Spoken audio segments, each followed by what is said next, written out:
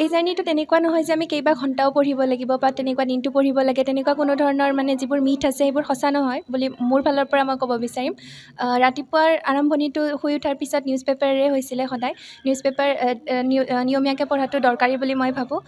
তাৰোপৰি এটা ডেইলি বেচিছত আমি ৰুটিন বনাই লওঁ, যিটোত আমি 3টা বা 4টা বিষয় সন্নিৱিষ্ট কৰোঁ আৰু তাৰ যিমানখিনি পাৰোঁ চিলেবাছ হিচাপত বিভিন্ন ধৰণৰ টপিক ডিভাইড কৰি পেলাই তাক কমপ্লিট কৰিবলৈ চেষ্টা কৰিছিলোঁ।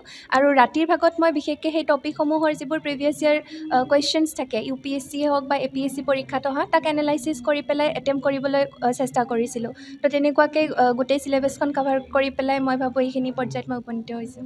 মই আপোনাৰ ইণ্টাৰভিউৰ কাৰণে 4-5টা মক দিছিলোঁ আৰু মোৰতো ইচ্ছা আছিলে তাতকৈ বেছি দিবলৈ, কিন্তু সময় অলপ নোহোৱাৰ কাৰণে মই 4টা বা 5টা তেনেকৈ দিছিলোঁ। হয়, মোৰ ভয়টো অলপ বেছি আছিলে।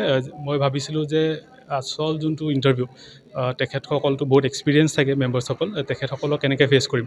কিন্তু মক যেতিয়া দিলোঁ, সেইটো এটা এনভাইৰনমেণ্ট দিছিলে সেই ফিয়াৰ ফেক্টৰটো নাইকিয়া কৰিবলৈ, আৰু সেইকাৰণে মই ভাবোঁ মক টেষ্টটো হয় ইম্পৰ্টেণ্ট হয়। মই স্মাৰ্ট IASত মক ইণ্টাৰভিউ দিছিলোঁ আৰু সেই মক ইণ্টাৰভিউটো মোৰ মাজত যথেষ্ট আত্মবিশ্বাস অনাত সহায় কৰিছিলে।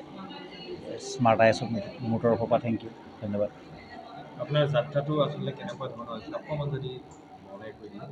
যাত্ৰা মানে মোৰ প্ৰিপেৰেশ্যন কৰা কিছু বছৰ হ'ল, প্ৰায় 4 বছৰমান আগত প্ৰিপেয়াৰ কৰি আছোঁ। এইটো মোৰ 3rd এটেম্প্ট আছিল।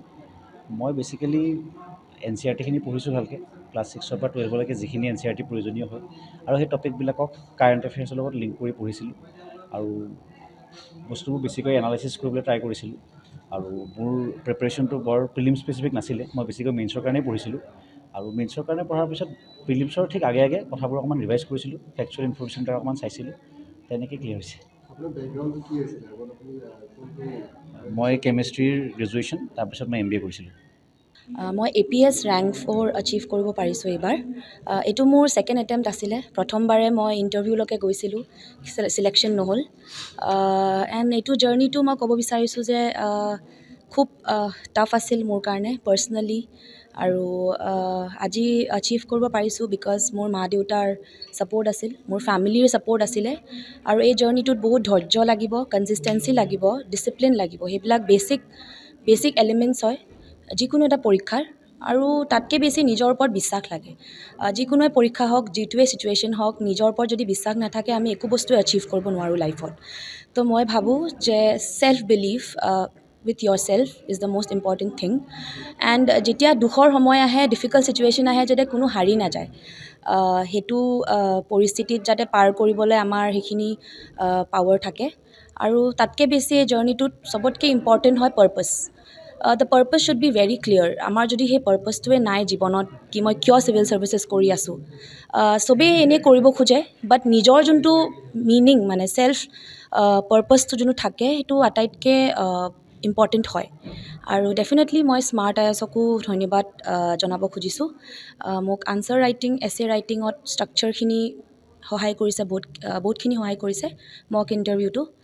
এণ্ড আজি ছাকচেছটো অকল মোৰে নহয়, teachers, institutes, my parents, my family, friends, everybody in my journey. Note মেকিংটো ইম্পৰ্টেণ্ট বুলিয়ে ভাবোঁ, কাৰণ যেতিয়া এক্সামৰ আগত আমাৰ বেছি টাইম নাপাওঁ ৰিভিজন কৰিবৰ কাৰণে, গোটেই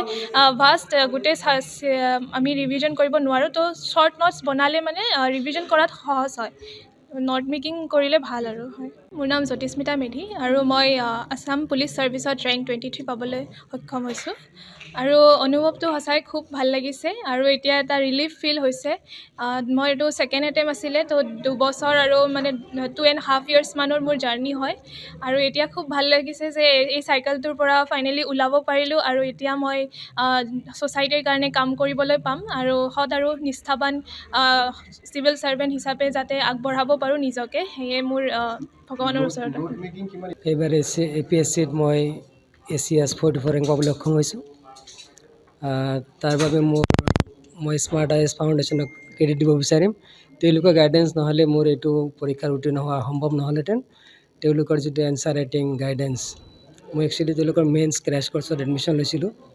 তাৰপিছত তেওঁলোকৰ গাইডেঞ্চৰ দ্বাৰাই মোৰ যিহেতু আগতে পঢ়া আছিল, সেইখিনি অলৰেডি ৰিফাইন হৈ গ'ল।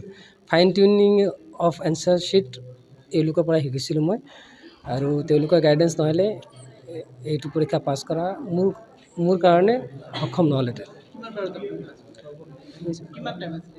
মোৰ এইটো থাৰ্ড এটেম্প। তাৰ আগত আপুনি কি কৰিছিলে? মই বৰ্তমানে নিউ ইণ্ডিয়া এয়াৰলাইন্সত চাকৰি কৰি আছোঁ, জাগিৰোড মোৰ পষ্টিং।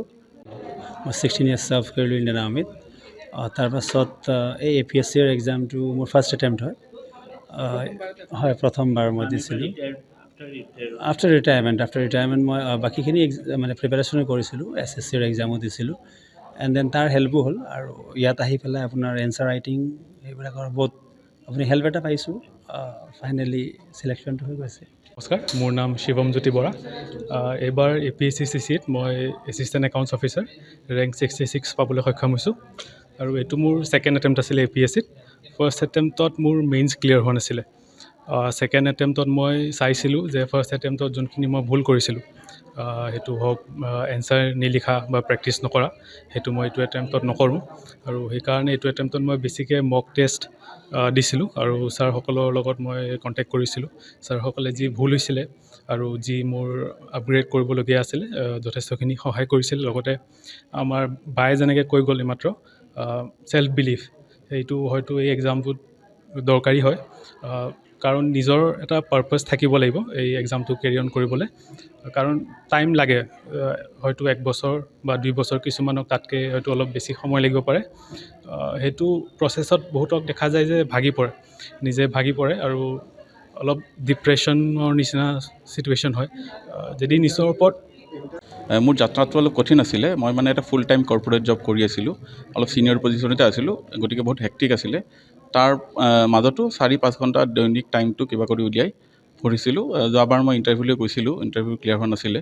তাৰপিছত মই আকৌ ভাবিলোঁ, এইবাৰ ছিট বহুত কম আছিলে যোৱাবাৰতকৈ, তথাপিতো ভাবিলোঁ মই আৰু এবাৰ ভালকৈ দিওঁ। এইবাৰ আকৌ